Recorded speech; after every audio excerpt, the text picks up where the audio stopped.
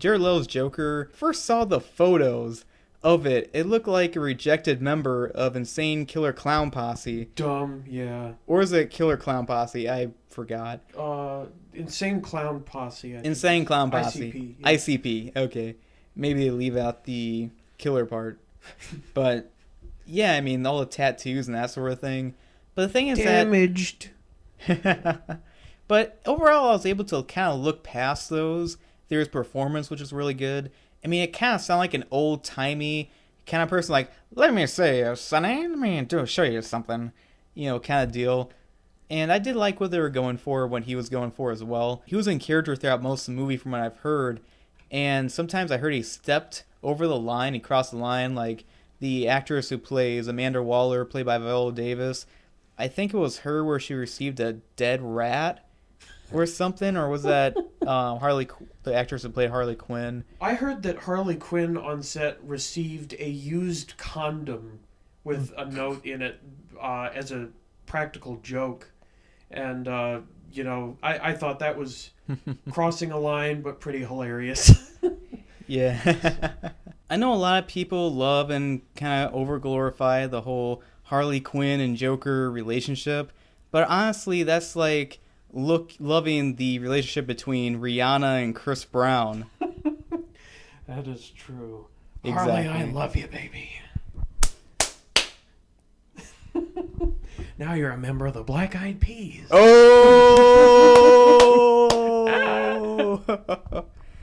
Yeah, it's either that or Ray Rice, but... Lol, lol. Oh, man, that's so bad. If I could interject in real quick, though, talking about some of the Suicide Squad, I would like to talk for a little bit about my observations. Okay. I think, in talking, that definitely the two that stole the show, of course, were Deadshot and Harley Quinn. Mm-hmm. The rest weren't bad, but the three that were definitely the most you really don't need to be here were Captain Boomerang. He was not bad. He wasn't bad, but he was there and basically just for a couple funny lines like... But he was one of the original Suicide Squad members, I think. That's true. So he was there even though in terms of story beyond fan service, he didn't need to really be there. Second, of course, was... Slipknot, as you mentioned. He was very expendable. Slipknot, yeah. And the third, to me, some people I actually heard really liked her, but I really felt like Katana was I like Katana in this one. Like, she was fine, but she really, I felt, didn't need to be in there either. And, I don't know. But also, Killer Croc, I think he kind of took a backseat a lot of the time. Towards the end, he, definitely showed a little more with the scene being underwater, being his territory. Mm-hmm. But I liked quite a bit. The majority of the Suicide Squad I actually really liked. And I really feel that the dynamics of this movie are very equal, if not superior. Marvel's going to be putting a hit out on me here. Than Guardians of the Galaxy. I feel that this is a very comparable... People are triggered. Yep. I feel this was a very comparable DC, equivalent to Guardians of the Galaxy. Yeah, I thought that too. And with somewhat more iconic, characters actually pushing it a little bit over the edge of, the glory of Guardians of the Galaxy. Yeah. And while Guardians of the Galaxy was kind of, hey guys, remember the 80s? Are we pandering enough to you yet? And 70s. Yeah. This was very much more of a 2000s millennials focus. But there's a lot of old music, even going back to the 60s to today, which I thought was pretty good. Yeah. In its range. Yeah, this movie, one of the better things about this movie is the soundtrack is really good. Not just the songs that they wrote for the movie, but also the songs that already existed in the movie soundtrack, which is pretty cool. Mm-hmm. But yeah, the movie itself, I mean, the villain in this movie is kind of what you expect it to be, but not really at the same time. She is or this person, she is a member of the squad at some point. Yeah, if you've seen the trailer, you probably know exactly what we're talking about. Yeah. Oh yeah, there was a segment where I guess they're trying to get the other people to try to create her, this one powerful person's army, and just seeing the whole beam in the sky, I'm like, we've seen this a billion times. Still better than Ghostbusters, though. Rotten Tomatoes, fight me. The remake. You gotta say the remake. Yeah, excuse me. Yeah, don't want to apply the original Ghostbusters, because everyone's gonna be attacking you. Yeah, no, I did not mean that. I apologize. Get back in your seats, seatbelts fastened. Okay. But also, I mean, it wasn't like a beam, it was like a lightning bolt, but still, it's like, why is there a beam in the sky, but why can't it be an other color than just blue? Da-ba-dee-da-ba-die, yeah. Couldn't it be like green or red or purple? Come on. Just make it anything but blue. We've seen blue beams in the sky. It's way too much. Yep. Hot electricity, basically. But, yeah, I agree. There were, thinking about it story-wise, I've heard a lot of complaints going in about this, that the cast overall was kind of, fairly strong, is what I heard. Yeah. But the editing and plot was a little and where I can see, that has some validity. I do, for example, feel that the plot, once it got past the first hour, people were saying 30 minutes, but I timed it. It was an hour. It really felt to me like it was a pretty much get to point A to point B movie, similar to something like Mad Max, where Fury Road. Most movies. Yeah. They're adventure ones, yeah. Yeah, but, that wasn't necessarily a bad thing, I think, in this, and it still had enough going on, for me at least, that I could still, enjoy it. And also people complained that the Joker wasn't in it enough, and while I can see their point, I think he was in it quite a bit, and people said 5 minutes. I timed it. It was at least a half an hour. So it must have just felt short to people. Yeah, he was in a lot more than I thought he was going to be.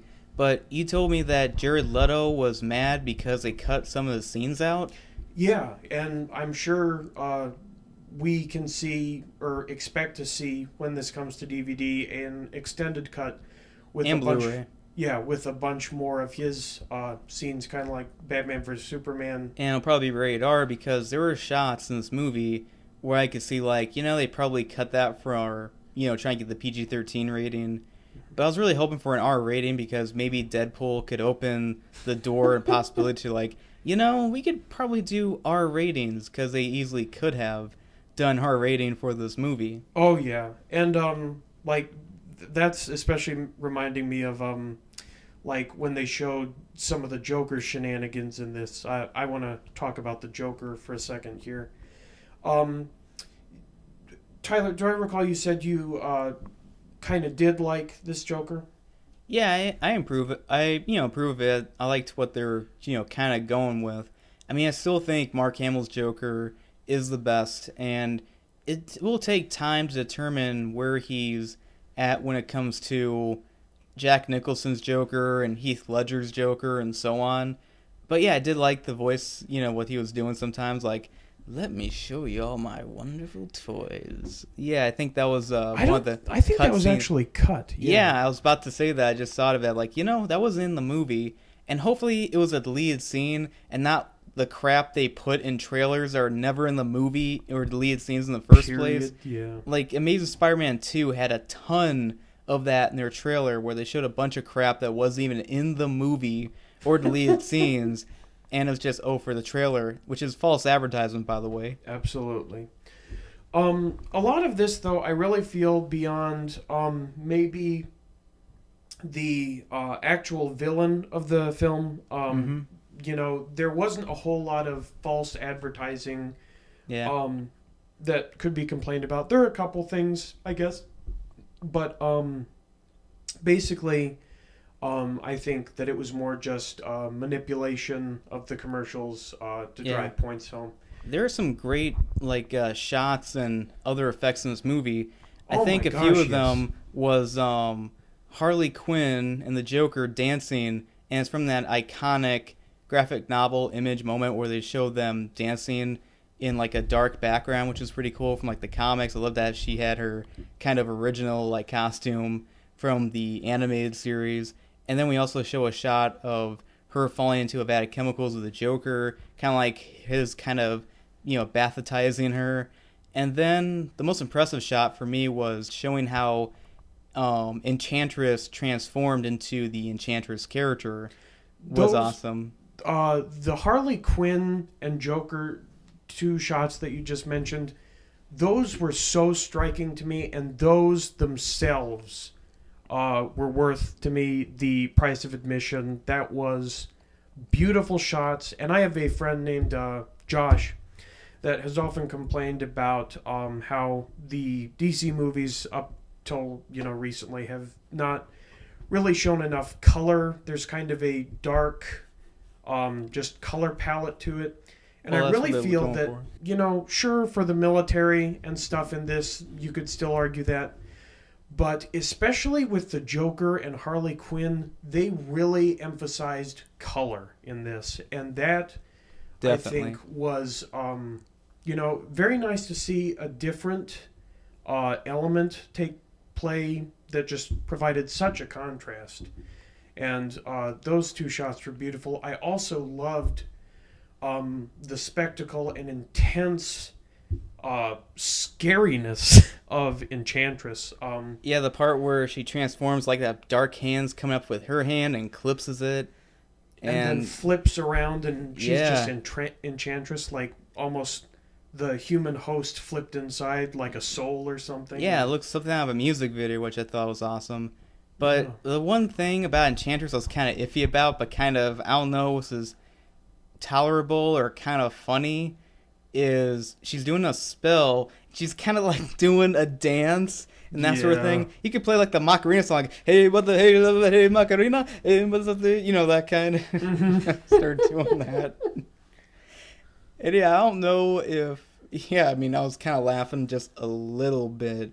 But there were good one-liners in this movie, good funny A stuff. bunch of them, yeah. Yeah, I remember there were some lines about Harley Quinn, and I remember there was this girl about my age who was kind of in the front, and from time to time, she was going, like a little, fangirling out just a little bit, but I was fine with it. Meanwhile, there was a couple dickweeds who were in the audience.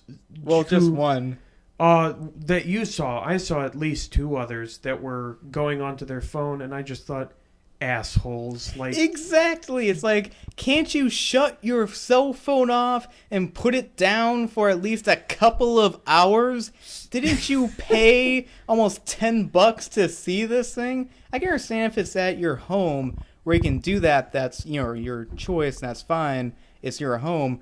But in a public area where everyone else, including us two, pay to go see a movie, and you're kind of hindering our experience and other people's experiences, you're a jerk. yeah, screw That's the them. G-rated version, sorry. Yeah, I'm avoiding using words that start with F to describe these And B. buffoons.